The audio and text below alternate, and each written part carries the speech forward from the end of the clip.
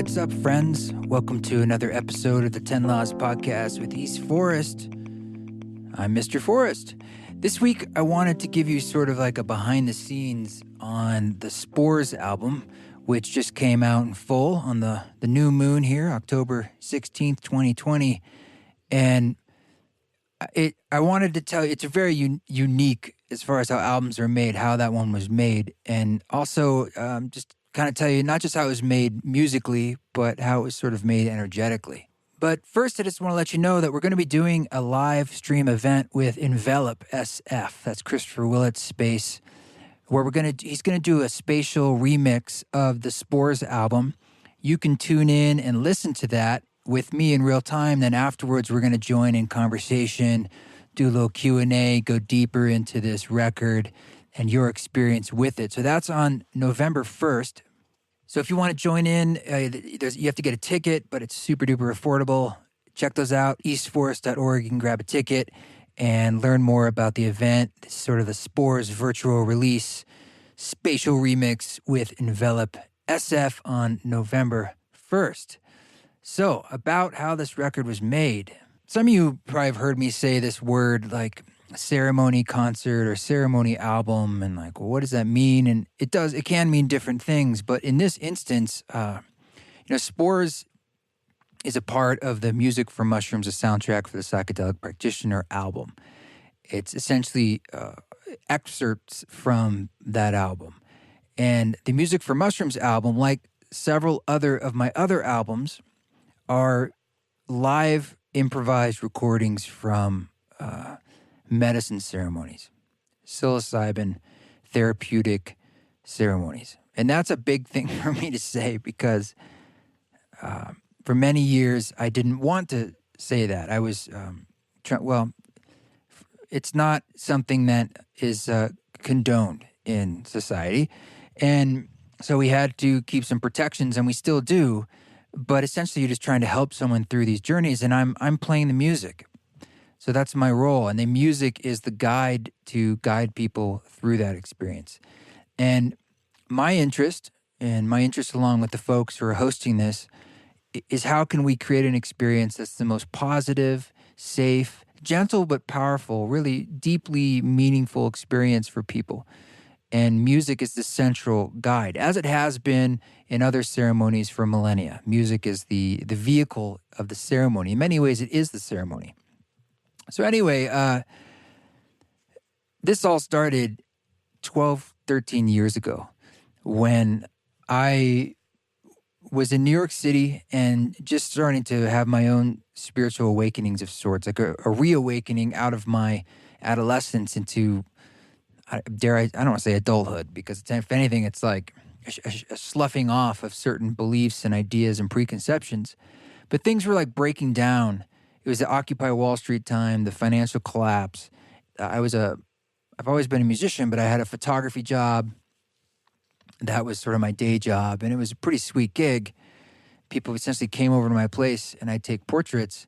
But even that was starting to wane because it was very much tied to the economy.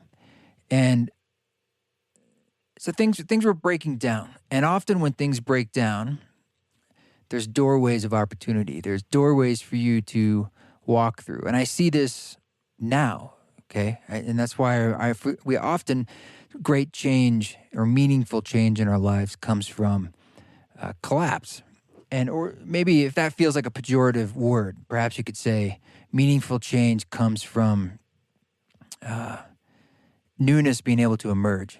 And the way things work in nature, in this world that we've incarnated into, you have to burn the fields. You have to, there has to be death for birth. Life being ever present, but it's in motion. It's in creation. So things were falling apart, and I was exploring, and I was having sort of my own collapse internally that I was recognizing, and there were these invitations popping up. And I had experiences with psilocybin in my life here and there, starting my first one in college, that were profound and meaningful, but I had no elders, I had no understanding of what those experiences were.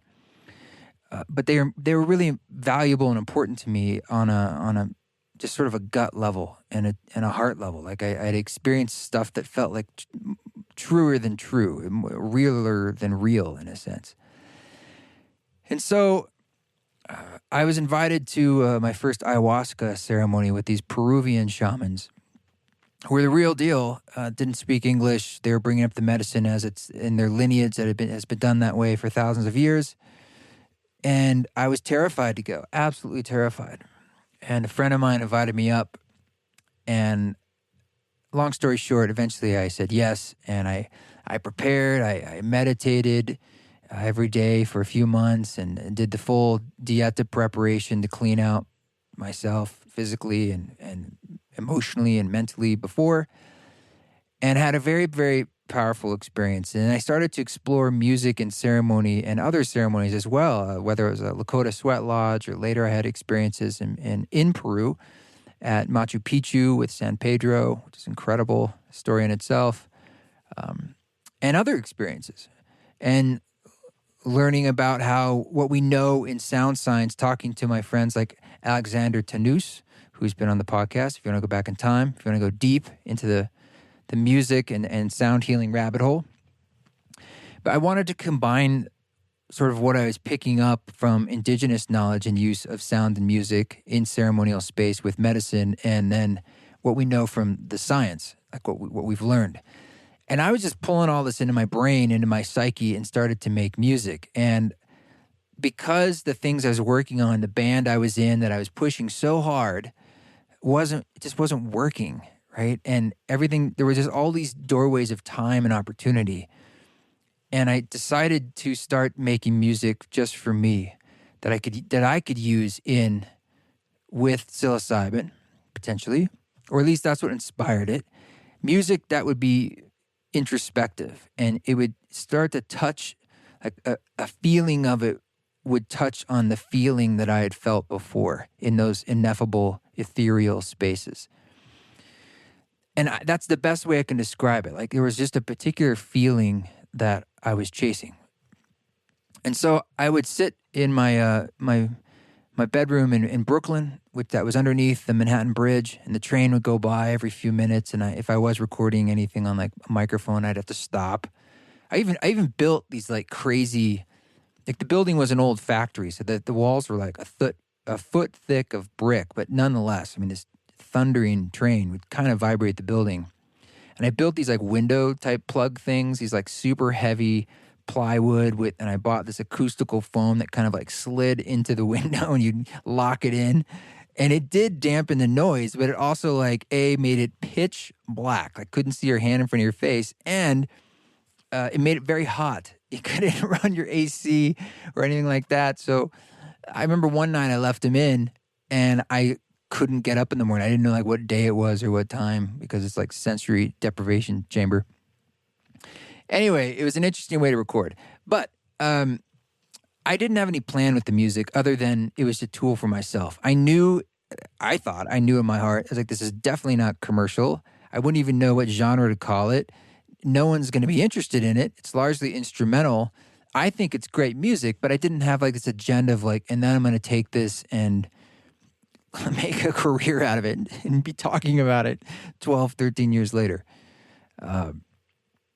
But I did this on my own time, really over about a year, and I was really enjoying it. I was really, really enjoying it. And like one of the first songs I wrote was 10 Laws. And I remember playing around with that. I have a podcast called The Story of 10 Laws, and you can hear about the actual creation of that song, but I was just chasing that feeling. I was like, oh, there it is. That chord progression gives me that feeling. Okay, what's the next thing? What's the next thing? But it was 10 Laws, a song called The Simple Things, and what became Pacific Coast Highway on my first record. And those are the first three. And I just built from there. And I had a very powerful experience a year later because mushrooms and psilocybin had just inspired this. I thought I would end the process by having a little ceremony myself, just myself in my bedroom, where I would imbibe a little bit of mushrooms intentionally and then listen to the record. And doing that utterly changed my life. Like there's sort of before that and there was after that. because what had happened was it was as if as I like to describe it, my soul had tricked my ego into making this musical tool over an entire year without realizing what I was doing, that I was going to use in that one moment with this medicine. And the depth of the experience was doing something in my unconscious and in my psyche and in my heart and in my whole being. That was this necessary happening to help me kind of cross a Rubicon into the new stage of my life. And I really, really felt like it was before and after. It was the middle of September, and I'll never forget it. I'll never forget it. So anyway, at the end of all this, long story short, to tell you how the Spores album came to be, I had this album called The Education of the Individual Soul, and I put it out, and it was like free. I put it on the Internet Archive. I was like, this is a gift, because it's so powerful for me. I was like, how could I ever like use this, quote unquote, for anything other than what I thought was a pure good? And I wanted it to just be available. It's still free to download on my website, and I still it's under the Creative Commons license as far as non-commercial use. And so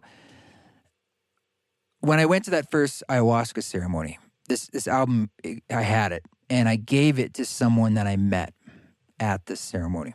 And I won't say his name just to protect his identity, but he's become one of my best friends. He became my first manager because I needed help, and he just wanted to help, and he always just wanted to help. And at first, he just kind of took the album. He didn't think much of it. But like months later, I heard from him, and he eventually did listen to it, and he eventually became obsessed with it and listened to it hundreds and hundreds of times while he was on the subway and going to work and traveling in New York City. And he had the idea, he's like, we are going to set up a small group of people, and you're going to do this essentially live, and we'll use the record, and people will listen to it on headphones to guide a journey.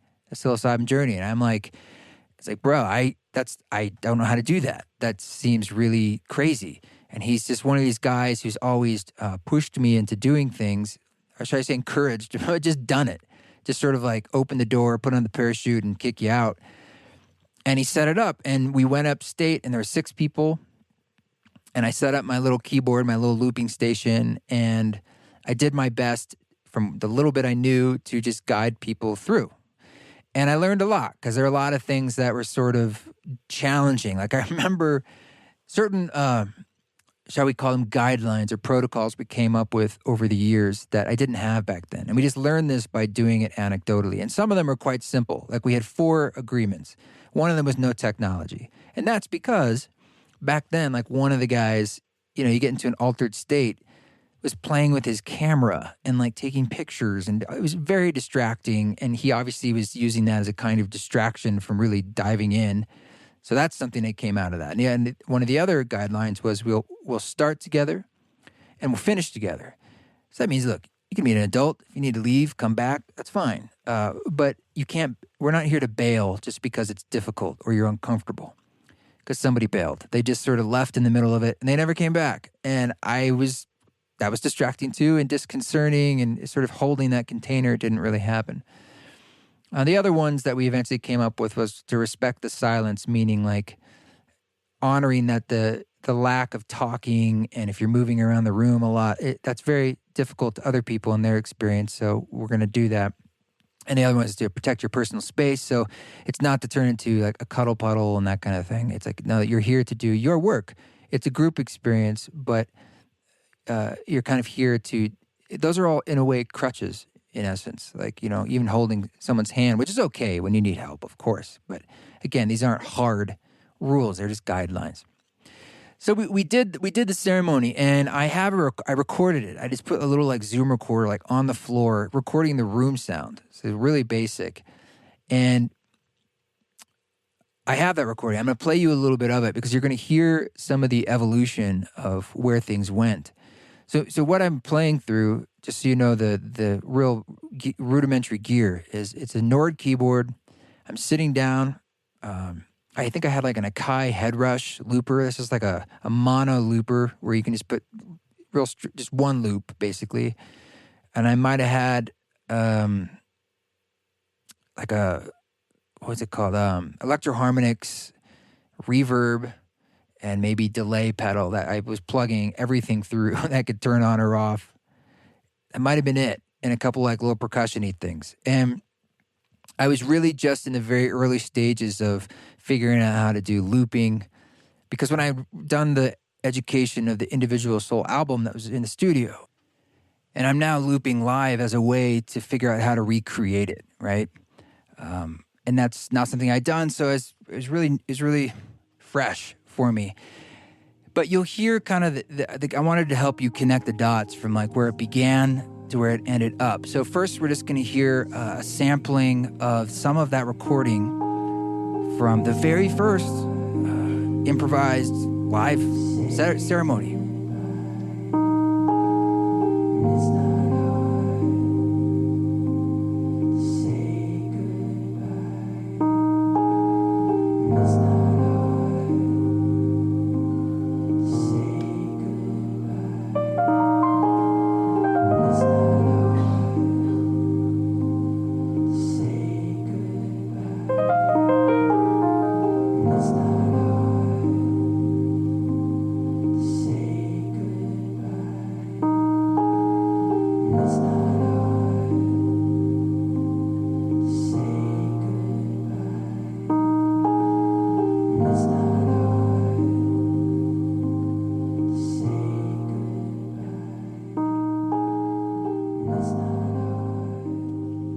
Actually, you can hear little elements there of Water Sign mixed in with a song called Choice. These are, I guess, ideas that were percolating at the time. And that's how it began. And then he kept organizing more of these. And I kept stepping up to the plate to the best I could and learning over the years, like what works and what doesn't work, and creating a musical language and lexicon through this process. And several years later, I kept recording them, but I started recording them just DI from the mixer I was plugging into. And probably 3, 4, 5 years later, something like that, I decided to release a couple of like these recordings, but kind of edited down just some of the like ideas that came up. And those became the albums like Crystal Starship, Prana, Portlanders, Music to Die To, Music to Be Born To. These are all from the ceremonies. And initially, when I released them, I was really nervous because it's like, well, they're really different than the studio album that people were resonating with, this Education of the Individual Soul album. Because I thought this is more like, it's longer form, it's kind of ambient, it takes a while to build. And I frankly thought no one would be interested in it. But I decided to release it anyway, and that's what those records were. But I noticed there was a resonance with some people. And it gave me a little more confidence to release more of them, but I never really said how they were made or what they were from, in essence. And you fast forward all the way to 2018 or 19, I think it was 18. And I hadn't done a few ceremonies in a few years because I went through a divorce and I took a break from a couple years, and I wanted to not be like, quote unquote, the wounded healer. I was like, I knew I had some work to do on myself, and I didn't want to be stepping up in that way and potentially not in my full strength. I just felt I needed to step back. But eventually I was getting that invitation to come back and to do it again. And I started to feel like I think it's important, because it's important too for me to not be completely removed and divorced from this ceremonial space, because I recognize that it's my roots, and it's the roots of East Forest, and there's a kind of watering of my own creativity. This is a big part of that tree, and staying connected to it feels not only valuable and in an honor of like being in service, but it feels like a creative well. And I recognize that too. And so I was scared. These are never easy things to do. They're really the hardest thing I have to do, period. because I'm not in control. Not that you ever are, but you really aren't in control in this. You're just sort of guiding a ship, and I don't control the storms. I just point the way. So we decided to do one, and I came back, and it had been a few years. So I was nervous and feeling like, okay, let's get back on the saddle here. And recorded a weekend. So it's usually a Friday night and a Saturday night. So 2 nights, and it goes about 4 to 6 hours each night of playing. And when that was done, I took it home, and those recordings were what became the Music for Mushrooms, a soundtrack for the Psychedelic Practitioner album. And the reason that album has such a word full of words in your mouth when you say it is because I wanted to, this time, I was like, you know what? I want to say what this is.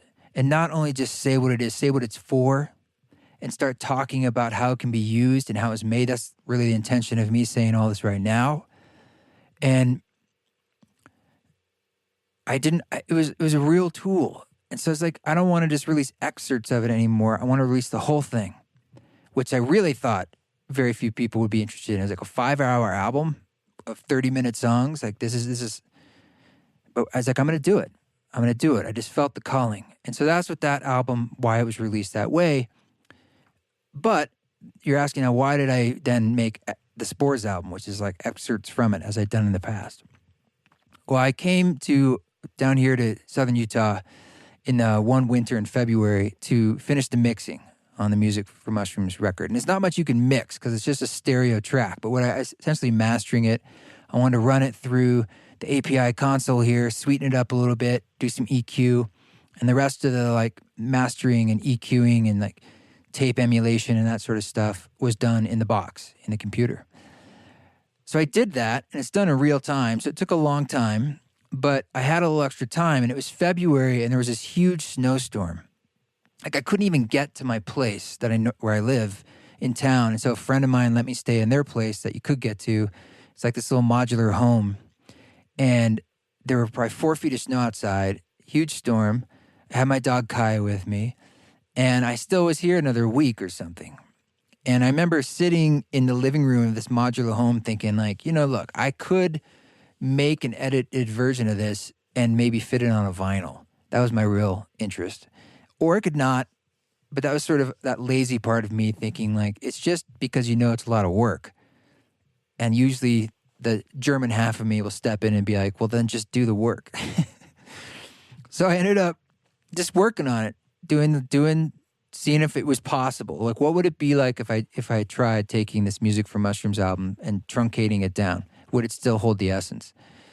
And after it was done, I noticed that it probably would barely fit on a vinyl if I could find someone to cut a longer vinyl, which I found. Shout out to Dietrich's and Kindercore vinyl. And that's what became the Spores record. So I've been holding it for a while, for boring business reasons, but eventually I was again just like, let's just get this out. I want to get it out. It's like a useful tool. And a little side note, my partner Rada started guiding ketamine therapy in Boise, Idaho at the Ketamine Therapy Clinic, which is totally legal and a very fast-growing field. But again, there's not a lot of guidance and experience or research about the music side of things. And she's been using the Spores album in guiding to help guide a ketamine therapy session. And it's been working wonderfully because it's about the right time. The album, I think, is just under an hour. And so it turns out it's not just music for mushrooms. Apparently it's music for ketamine, but that was unintentional. And you know what? It's music for your heart. It's music for relaxing. It's music for connecting.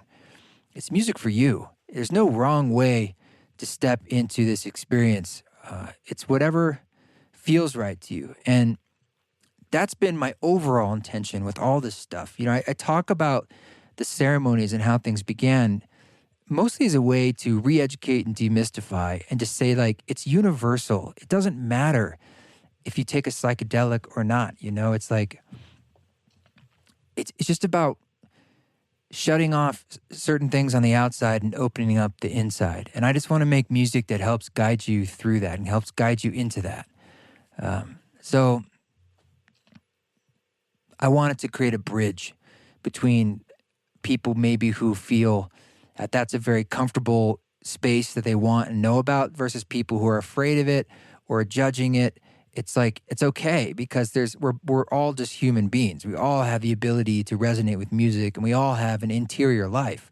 We're all the protagonist in our great journey. All of us have this epic show that we're in, that we are the star of the show, the movie of your life, as Krishna Das likes to say. And we're really just trying to step back from that show and that movie at times. I mean, the more often the better, so that you're not lost in the gyrations of the timeline and the plot twists and the new characters that come in. You can step back and sort of see it all. And in doing that, that's like the seat of the soul, that Ram Dass likes to say, the witness that you can sit in and watch the show go by. You're not going to necessarily change the show, but you're less identified and lost inside it. And music can be a great tool to help us awaken. And I think I would posit that we do this all the time. We're already doing it. It's like we're just not bringing a lot of consciousness to the way we're using music to shift our consciousness. And some music, in some of the music that I make like this, was very, very intentional in its purpose. And in that sense, and especially the room it was created in and the energy, frankly, like the environment that it was created in, imbibes it with a special juju, I feel. And that's why I haven't made the same kind of record like in the studio in the same way, like just being like, I'll just improvise with the same setup in the studio. I feel like it may be interesting, but it might not have the same soul to it. Because at best, in those ceremonies, I'm getting out of the way and something larger than just my little me, that protagonist, is coming through. And it comes in waves, but that's what I feel like I'm stepping up for. And it's a conversation with that larger energy, myself and the people in the room, and what they're giving energetically and how they're letting go and how they're opening and how we're all sort of riding this collective waves and how they coincide and how they dissipate and come together and so forth. So I'm going to play you a little bit from the album Spores to give you a sense of the comparison to that very first ceremony, like over a decade before. And I'll play two samples. One is a song called Accord, and that's because there was a harmonium in the room that wasn't mine. It was someone who had one there, and I said, hey, could I just put this in the room and maybe I'll use it. I don't have a lot of experience with harmoniums. It's funny that like a pump organ instrument has become synonymous with India and Indian music. It's like I think it's an old British instrument. It's like a Western instrument, but nonetheless, it was there, and I felt called to use it in the ceremony. So I took my vocal microphone and just put it on the top where the reeds resonate, and there's the gated thing on the top where the sound comes out. And I was playing it. I just leaned over and sang into the mic at the same time. So it was just one mic going through this system. It's kind of an awkward way to play and sing, but in some ways, like that constraint of having to like bend over and be in this strange position created a kind of tension that, you think less. It's a limitation, and limitations can be really good sometimes. And then afterwards, all I did was just try to like EQ it and sweeten it up just to make it sound nice and warm and not like harsh. Sometimes those pump organs can get a little like resonant in the mids there. And then there's also a track, I'll play a little bit of the one Always that I've played before on the podcast. I love this. This was one of those where it's like, wow, I really felt like I was surfing a sweet wave. And the best thing you can do in those moments is to not try and hold on to it too much. But I started with a kalimba, a thumb, one of those plucky things, dung, dung, dung. I've got it right, one of these. Right here, like this. I don't know if it was that one, but I don't think it is. But I had one, and I started looping that and creating sort of a plucky pad with that, and then was using a Wurlitzer off the Nord, which is, I've really been getting into the Wurlitzer sound the last few years. It's just such a wonderful analog-y, rich, but also has a nice attack to it, and created that initial sort of chord bass line came through, which had a wonderful kind of round energy to it. And then the melody felt really classic, and it just came out. I was like, oh my God, I love this little hook. And I was just sort of exploring that hook in the song. And then there was that tension of the field recording of some of the jungle insects and weather kind of growing. And I think there's another drone, kind of like a harmonium, that comes in that's sort of holding this tension in the background like a glue. And eventually it kind of goes away. And then it comes back. So there's a release and a pull. And that's another like musical technique I just found that over the years in the ceremonies, there's another thing I had in my kind of toolkit of what helps guide these journeys is you're creating rooms and sonic architecture, and many, many things help that. And one of them is sort of an on and an off, a tug and a pull, a tension and a release, essentially, which is an old musical idea, but it works really well to create movement. And there's all these wonderful ways that you can do that. So that's a bit of how the Spores album came to be. It's a longer story to say. It started 12 years ago from some early explorations, was built in these underground sound healing ceremony rooms, and gestated over the many years, combining that with all the other kinds of performance and recording. And, it's the same constituent parts. Like, I got better loopers. I use boomerang loopers. So it has 4 loops, and it's stereo, and it's in 24-bit. But the Nord's the same, and my microphones were better. And the effects is still just reverb and delay, but it's coming out of Ableton is doing the effects as opposed to a pedal. So it's not a huge difference, but it's really the same colors I'm painting with. Maybe they're just a little richer colors in a sense. And you can hear how that evolved and changed over time, just even in the sonic quality. I mean, this is 128 bits, this podcast, but if you listen to it in high def glory off the website, you can get it in 24-bit. So let's dive into that. Thanks, you guys, for sharing the record. Thanks for diving into it, however you dive into it, and celebrating our walking this walk together. So you guys keep doing that. Don't take any shit, but when you do it with grace. And I'll share a little bit of Spores here. But thanks. If you want to listen to it in full, it's wherever you listen to music or eastforest.org.